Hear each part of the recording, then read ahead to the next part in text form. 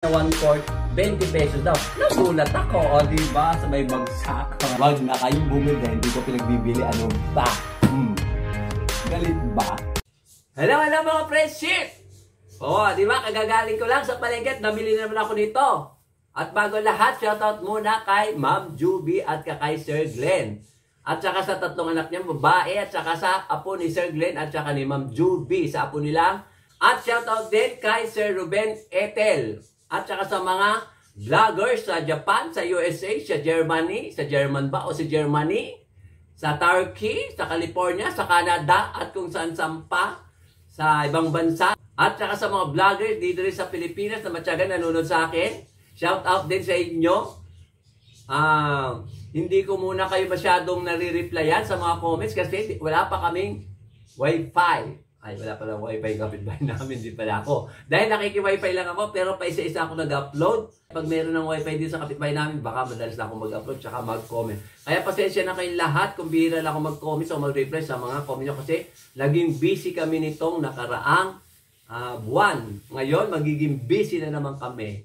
O, di ba? Nagsisensus na naman kami. Naghahanap kami ng mga senior citizen na gusto magpa-bakuna. This is flu vaccine. O, diba mga friendship? Malayo din kasi yung bahay ng kapatid ko sa isang barangay. Kaya inaabot ako ng gabi pag ako'y nag-upload doon. Kasi malayo, ina-edit ko pa. Hindi ko pa pala pinakikilala itong mga pinamili ko.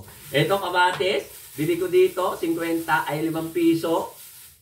Ayan, 5 piso yung kamatis. Lapit natin, kung makita nyo.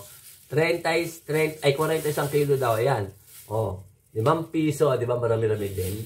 At saka ito, kamote, 41 kilo, 7 bili ko. Akala ko may sira ito dahil tingnan nyo, parang may sira. Pero nung binali nung tindera, buo naman siya. O, diba mga friendship, buo siya. At ito, bumili ako ng manok, pansahog. Ewan ko lang, kumura to o Sabi nung nagtitinda, 23. Ngayon, naging 20 pesos na lang. O, 4 na pirasong ganito. O, diba, mura ito na pansahog lang, pero hindi ako kakain ito. Kundi si Empanada Boy, nagmamadali ng jokla. Ayan, eto. 4 na piraso, 100 kilo, 23, pero sinabi nung nagtitinda, 20 na lang. At eto pala, isa pa yung upo, yung binigay sa akin ng aking ka-BSW, diba, laki. Sige na, ayusin ko na to at maglalaba muna ako bago ako magluluto ng ulam. Ayan ang aking talyasi. Lalagyan natin ng tubig muna at palalambutin tong buto-buto na may laman. O, diba? Buto-buto na may laman na manok. May laman din yan, mga friendship. Malaman din yan. O, diba? Mukhang marami din. Ang lalaki pa ata na tipak. Okay na yan. Lagyan natin ng konting asin. Para masarap, may lasa siya. Ang palasa. Palambutin natin, mga friendship.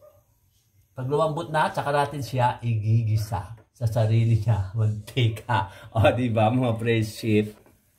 O, diba, kumukulo-kulo na siya, lumiit siya, kanina ang dami. Mukhang malalaki ng mga hiwa, mga friendship. Diba? Kamura lang nito, mga friendship. Yung isa, iniwang ko, para isaw ko uli bukas. Ang tipid ko, diba, mga friendship? Pansawag lang naman, pero hindi ko rin kakainin. Ang kakain uli si Tambo, si Empanada Boy, takpan uli, at malapit na siyang maluto.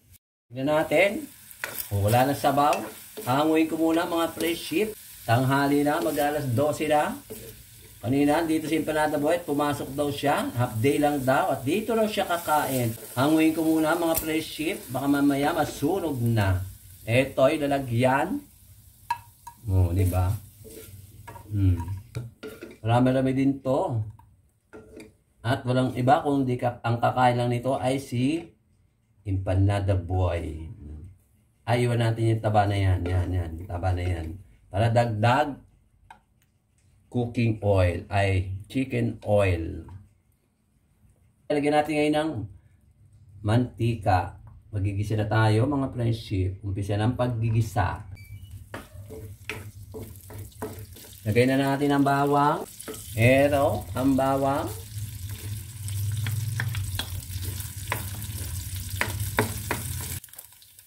onion, sibuyas. Aray ko, napasok ko kabali. Speaking of the angel, empanada mo is here.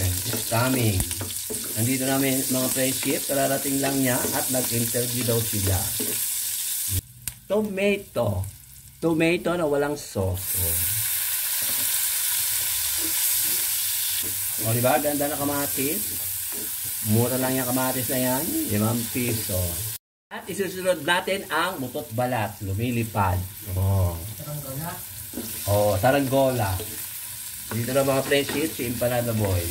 Butot balat, lumilipad, sabi ni Empanada Boy, saranggola. Pero hindi niya alam, manok. Diba? Saka natin lagyan ng, hindi siya alubay-ibay mga friendship ha. Ito ay fish sauce. In English, fish sauce. In Tagalog, patis. Bango. Ang bango mga friendship pag andito kayo maamoy nyo to. O diba? Ganda mga friendship. Makulay ang buhay. Nalagay na natin ang sweet potato. Yellow orange ang kulay at hindi siya yellow. Binabad ko sa tubig para hindi siya mangitim. Ha? Hindi potato. Ay, nga pala. Kamote. Ay!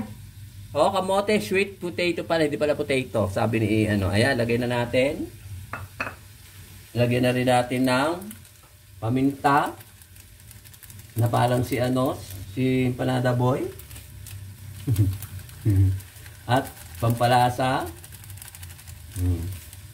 At saka halu-haluin. O diba? Ang ganda ng kulay, mga friendship. Perfect combination. Katatapos ko lang maglabay Empanada Boy. O diba? Ang ganda ng kulay Yellow orange na may tomato sauce. Ay, tomato lang pala. Wala siyang sauce. Takpan muna natin. Sandali mga friendship. Para medyo maluto yung kamote. Yung sweet potato. At hindi pala siya potato chip. Ito na mga friendship. Ang main event. Isang tambak na upo. Na binigay ni Esther. Yung ay, hindi sa'yo galing to ha. Kay Esther, yung kabesa balyo ko. O, di ba ang dami? Isang tambak na upo. Kalahati lang yan ha. Hindi ko pa nilagay lahat yan. Di ba dami mga friendship? Isang tambak. Dami mo talaga tambo ay Empanada. Puro si tambo binabanggit ko.